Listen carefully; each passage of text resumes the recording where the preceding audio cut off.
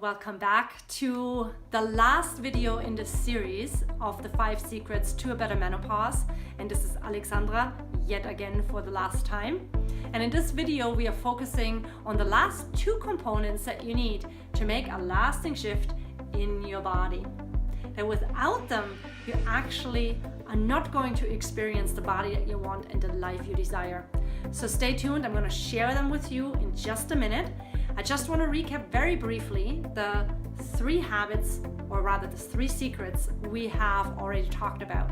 So secret number 1, menopause is an opportunity, not a travesty. And we talked about how simply knowing what's up ahead and shifting our mindset, how that can have a positive effect on our physiology.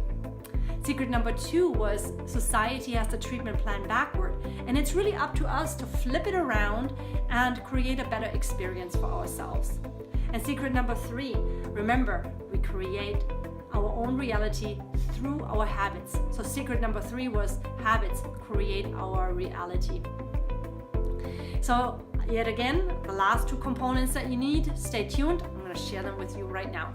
So remember back in the last video, I asked you to draw an old-fashioned scale and which way you were writing down how much you're giving and how much you're receiving. And in all likelihood, if you're like most American women or most women in the Western world, the giving side will be much more strong. That's just a natural thing that women do. As women, we give, and especially if you were in the second half of life. We remember second half of life, Grahasta, it was focusing on artha, which is wealth, it's stuff, accumulation. We were taking care of our children, we are cooking, we are householding, we are maybe working. There's so much that's happening in the second phase of life. And even if you don't have children, you don't have a husband, like myself, I'm single, yet I find there is such a drive. There's such like a pull to achieve and create and do. So for myself, that's building a business. But for you, that might be more family related, or it might be more something else, some big project. But naturally, there is this big pull to create and achieve. We've also learned in the last video that habits create our reality. And as I said, we could adopt a gloomy perspective and say, oh my God, if it's my habits that created who I am today, oh my God, I can totally forget it. It's gonna be too difficult to change it. After all, I love my coffee and I will not live without it. And I love my glass of Chardonnay at night and I'm not gonna live without it. And yeah, this exercise thing would be a great idea, but I just can't get myself to do it. And how am I gonna motivate myself? And yeah, if it's about habits, just forget about it. On the other hand, we could be more positive and say like, boy, that's a really cool realization. If you're telling me that my habits have actually caused me to feel the way I'm feeling now, then actually my habits are also the way out. So all I need to do is switch things around a little bit, and I'm going to feel better in my body, more clear in my mind, more strong in my emotions, less moody, more together, more focused, and ultimately more successful and happy in life. So what's the problem with changing habits? Well, as we discovered, changing habits is rather difficult. Well, first of all, you might know what to do, sort of anyway, but you don't exactly know how to do it, because knowing what to do and actually doing it are 2 totally different things. There's things that are getting in the way, your gremlins, your motivation, your willpower. There's all kinds of things that can get in the way, and it all seems too overwhelming. In essence, changing habits on your own is really difficult. There are 2 major issues that people are facing when changing habits. And the first one is fear of having to give up stuff. People are so afraid that they have to give up what they love most. So say their cup of coffee in the morning, or the chocolate dessert that they love, or the glass of wine at night. And I say, don't give up anything, but just start adopting habits that do serve you. It's kind of a yes and approach. So, my love for a long time was coffee. In my 20s, I drank coffee in the strength that somebody would drink the entire pot. So I put so much coffee in one cup as other people would put in an entire pot. Literally, you could stand up a spoon in that cup. And I worked the extra energy off with long bike rides and hikes and working a ton and going climbing and going skiing and you name it. I was married to this extreme athlete and I wanted to keep up, and that coffee just helped me to keep up. And so I wasn't willing to give that up at the time. But then I started doing yoga and doing body work on people, and doing extreme sports and coffee just didn't seem to work anymore. So I turned towards black tea. Well, not that that was any better for me really, because at the time I was suffering from constipation, and both coffee and black tea are highly dehydrating. Clearly, I wasn't willing to give up my black tea. I really loved the ritual in the morning. I loved this warm liquid with milk in it, and I still haven't given it up, although I know that it does contribute to me feeling more dry in my body. But what I did do instead was actually change the environment around it and adjust the habits around it that were easy for me to change. So for me, it was easy to eat more moist food, for example, to eat more soups, to eat more moisturizing things. And that was lovely for me. I also changed into a more yin form of lifestyle, which means yoga is much more yin than going for long bike rides. And so I adopted more things in my lifestyle, also meditation, also spiritual practice and altars, building an altar. All of those are yin things to do, so that I was actually able to still keep what I loved the most, and that was my black tea. And I still love it today, and I'm still drinking it. The coffee, that just fell away. I actually never tried to quit coffee at all. I just at one point I said, well, actually, why am I still drinking this? I don't like it. It doesn't serve me. It makes me jittery. I all of a sudden also didn't like the taste anymore. But I wasn't going towards not liking the taste anymore. I wasn't trying to do that at all. It just fell away. The second major issue that people are having by changing habits is not being supported. As long as we find ourselves in an environment that is not supporting our new self, it's really hard to change. So say we wanted to give up smoking and we were still hanging out with a lot of smokers. Say our husband smoked, our children smoked, and all of our friends smoked. It's much more difficult to give up than if we say, well, you know what, I want to give up smoking, so I'm going to start going to the gym and I'm going to make new friends at the gym, and I'm going to just start hanging out with these people. And likelihood is that people who go to the gym don't smoke or don't smoke as much. If we turn our attention back to menopause, it is that during menopause, we often feel misunderstood and not heard. So the people who are surrounding us currently want to support us, but they don't really know how, because they don't really understand what we are going through. So say you're someone, a woman who is going through menopause currently, and you feel moody for no reason, or you feel uncomfortable in your body because you have some hot flash. The people around you might not understand why you're actually experiencing that or how to handle the situation. So although they might want to be supportive, they just don't know what to do. So whenever we find ourselves in a situation where we're not really supported, when we not feel understood, it is much harder to actually have the courage and the willpower and the focus to change and to come into a better place. Women already have a hard time making this major shift during menopause work for them. It's a spiritual shift, it's a physical shift, it's an emotional shift, and people around them are often affected as well. And one of the areas that is majorly compromised during this time is partnership and sexual relationships. About 50% of women don't feel a sex drive anymore during this time in their life. And I have to tell you the secret that the other 50% actually have an increased sex drive. So there's no evidence that actually sex drive has to go down at menopause. But for many women, at least half of them, the sex drive does go down, which then impacts the way they're experiencing their relationships and the way their husbands or their partners are experiencing that shift as well. So I had a number of conversations with men who had wives during menopausal years, and they all said the same thing. Oh my God, we just give up. We do not know any longer what to do. We've tried everything, according to them. We've tried everything. We tried to be supportive. We tried to be understanding. But if I never know who I'm going to meet when I come home, when there's such intense mood swings, I have no idea how to deal with this. And partly that is because our men just don't have the knowledge around what is happening to us as women.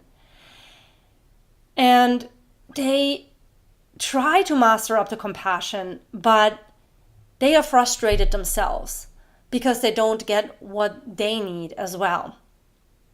So while we have struggles as women going through this phase, the men have that struggle. We don't get the support we need, and therefore a shift in habits and a shift in your lifestyle is even more difficult. So at one point I had a postcard on my office desk that said, treasure map to a better menopause.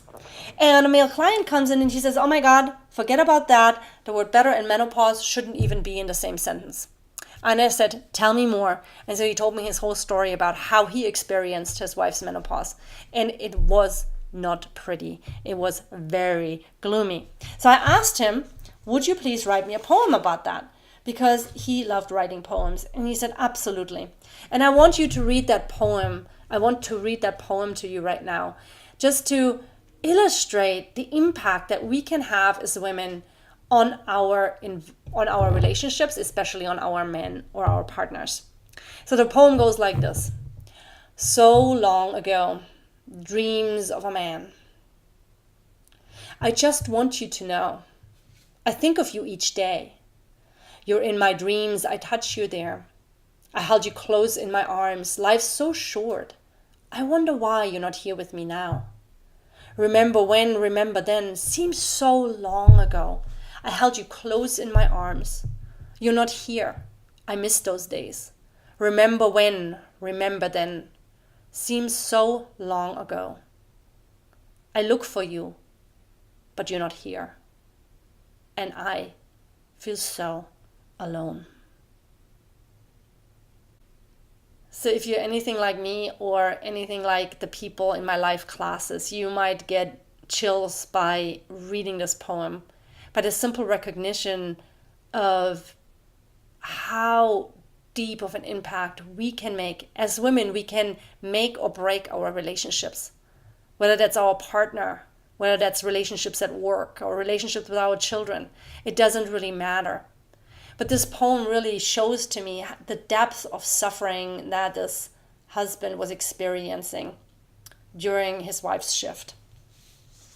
And I don't know about you, but I wouldn't want that in my life. And I'm sure you don't either. And the thing is this, it's a downward facing spiral. If your husband doesn't understand what you're going through, and you don't understand what you're going through, or you don't really fully understand how to shift, it's just going to be a downward facing spiral. And so simply being listened to by someone who's either gone through the experience and had a positive experience or has found a way out is tremendously uplifting. So being heard is huge. In fact, one of the things that my clients always tell me is that the first thing they always say, I feel so listened to by you.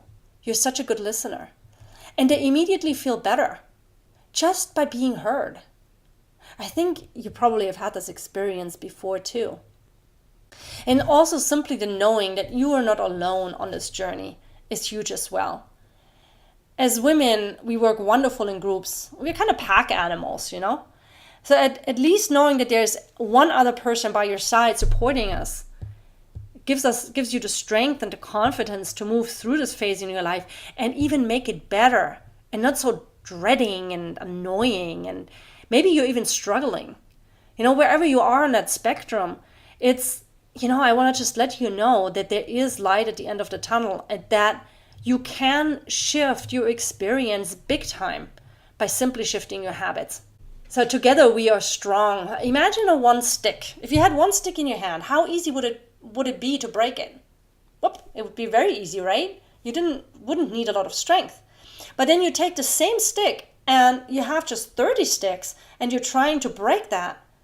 So you have a group of people around you that are supporting you, or even just 2 sticks, 3 sticks, 4 sticks. It's so much harder to break that. So together we are strong. I want to read to you what one of my clients said after working with me. And she said, "Before I met Alexandra, I was anxious and unsure about the changes I was experiencing with menopause and the aging process. I was looking for ways to handle my new reality without having to resort to hormones or prescription medications." So this was a lady, a lovely lady, who was very sincere about her healing journey. And she just didn't really know what to do. I mean, she had kind of like stuff going on, and she's like, I don't understand what's happening.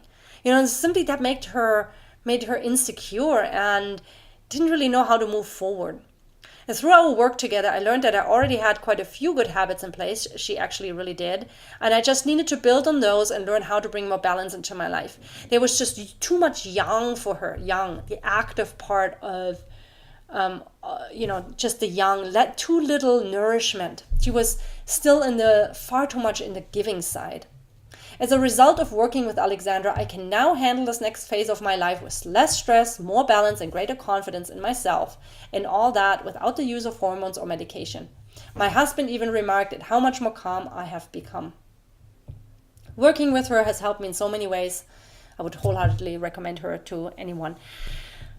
Yeah, so she really experienced that having someone else by her side that actually knows the ins and outs of diet and lifestyle, someone who has helped other people walk the path was actually really helpful to her. Yeah, and here's another story of one of my clients. She was lovely as well. And this is Valerie. And she was very uncertain about the vastness of menopause and the mysterious effects it might have on her. And she had completely built up a story about what it signified, and it was not a positive one. She totally resented letting go of her old young self. For her, the first secret was really key, because she was thinking, oh my God, I'm moving out of the second phase of my life and I don't know where I'm going, and all I see is that I'm getting older. And for her, that mindset shift was huge. But what she also needed was the nourishment piece and really self-care. That was the one thing that I was saying over and over again, that as we get older, skillful self-care is non-negotiable.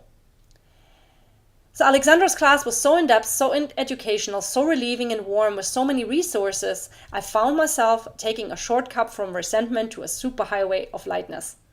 Without her class, I may still be bewildered, but now I feel powerful and wise and ready to pass on information and wellness to my next generation.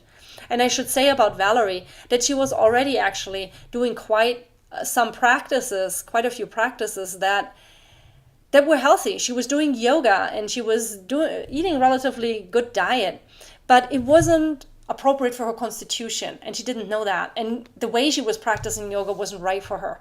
And some of the things, she had components in place, but yet again, she wasn't choosing the right ones exactly for her and for this period in her life.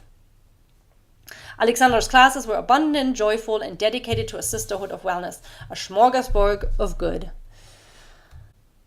If you're inspired by this and you're saying, hey, you know what? I get it. I do not want to continue the way I have been continuing my life. I don't want to deal with those hot flashes anymore.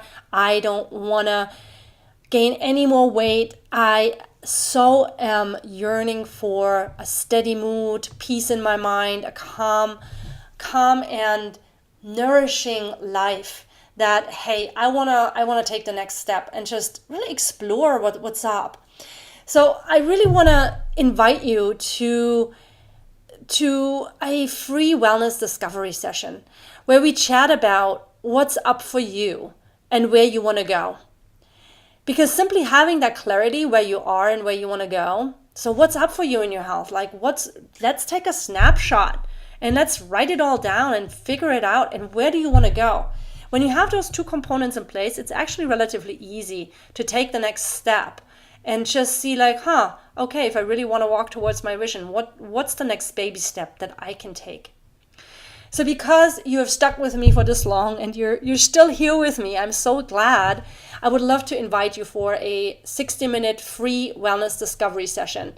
And you can get to it by going to my website at alexandraepple.com/discovery.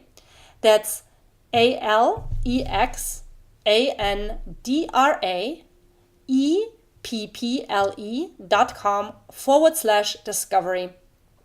And fill out the application form there. And that way we can connect.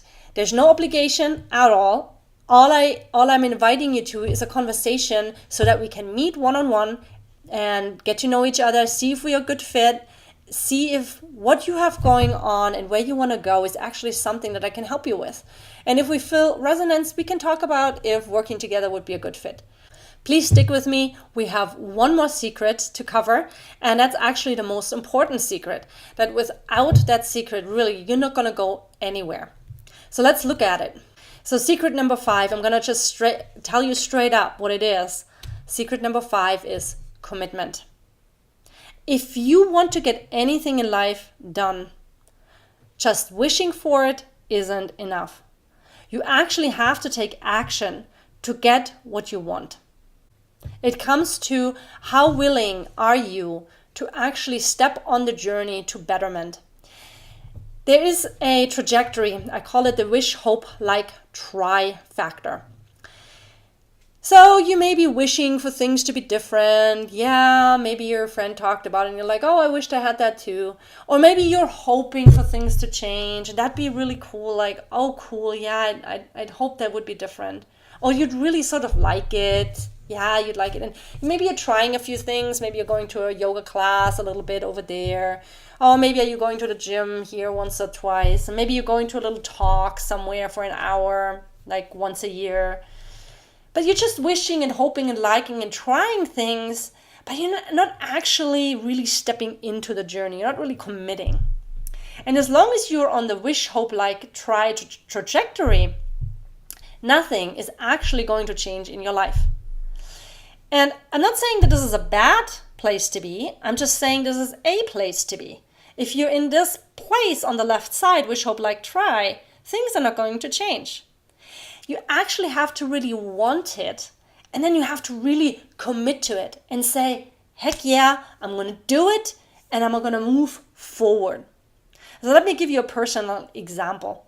A while back, it was like 3 or 4 years ago, I recognized that, oh my God, I have all this knowledge from studying yoga and Ayurvedic medicine and body work and Vedic astrology and all these healing methods. And I'm just sitting in my little cubicle, in my little studio, and I'm not really sharing it with the world. And all of a sudden it hit me that it's like, wow, I really want to get this out in the world big time. All of a sudden I wasn't just wishing to make more money or hoping to have more clients or trying to do more marketing. All of a sudden I was like, damn it, I am committed to make this happen. So I started investing in myself. I started investing in myself as a business owner. And I went to some classes that were free. I was still trying, sort of. I felt a deeper want already, but I was trying things. I was going to some local classes. I was going to some bigger classes. And then I ended up in this weekend class because I was looking for something that was actually going to help me shift. And they resonated for me. And I started investing. And it was a lot of money for me back then. It was $5,000. That was a ton for me back then. And I was like, oh my God, but I knew I had to commit. And by simply putting $5,000 down and saying, I am committing to making a greater impact on this planet, a greater positive impact, I am going to bring my work out into the world. By simply making that commitment, things started to shift. And because I was invested, I actually took the actions and changed my mental pattern to actually make it happen. So commitment is really the key ingredient for getting the body that you want and for getting the life you desire. So wherever you are on this trajectory, I really look forward to connecting with you one-on-one and finding out where the heck you are, and you might be in the wish, hope, like phase right now, and you're just kind of like checking things out and what can I do? And it's already a good place to start because you're recognizing something wants to shift. And maybe you're already in the want and commit section, and I would love to talk to you then as well. To close our time together, I want to tell you about the crone. So as women move into the second half of life, they are often called the crones. And something didn't quite sit with me well with this word. Somehow it doesn't sound very good to me. And it doesn't resonate very positively with me. And so I looked it up. And the word crone actually means an old woman who is thin and ugly, a withered woman. She's often used in fairy tales. She's often disagreeable, malicious, sinister in manner, not exactly what I want, often with magical or supernatural association. Yay, give me that. But she can be either helpful or obstructing. And in Wicca, which is a modern pagan witchcraft religion, she symbolizes the dark goddess, the dark of the moon, and the end of a cycle. And so somehow this whole crone thing is not really sitting with me well. And so I was thinking to myself, well, okay, how else can I look at myself as I am moving into the second phase of my life? And it reminded me of what Wayne Dyer once said. He said, if we change the way we look at things, the things we look at change. And it also applies here. There's always the other side of the coin. We can look ourselves as turning into a withered flower, a useless crone who is bitchy, disagreeable, and sinister, or we can flip the coin around and we can look at ourselves as a blooming into a wise woman whose wrinkles reflect our joys and pains in life, whose presence is inspirational. She supports and mentors younger people, and she brings happiness to other people. So my question really to you is, what is your choice? Who do you want to be? Do you want to be the crone, the withered old crone? Or are you willing and open to step into wise womanhood and creating a happy and fulfilled second half of life? This is Alexandra. I'm so glad you were here. I so enjoyed being with you and sharing all of this with you. And here's just another quick word from one of my clients. Her name is Lynette, and she's saying, what are you waiting for? Sign up today. I didn't make that up. She actually said that. So here we go. Much love. So glad you were here, and I will see you on the other side. Namaste.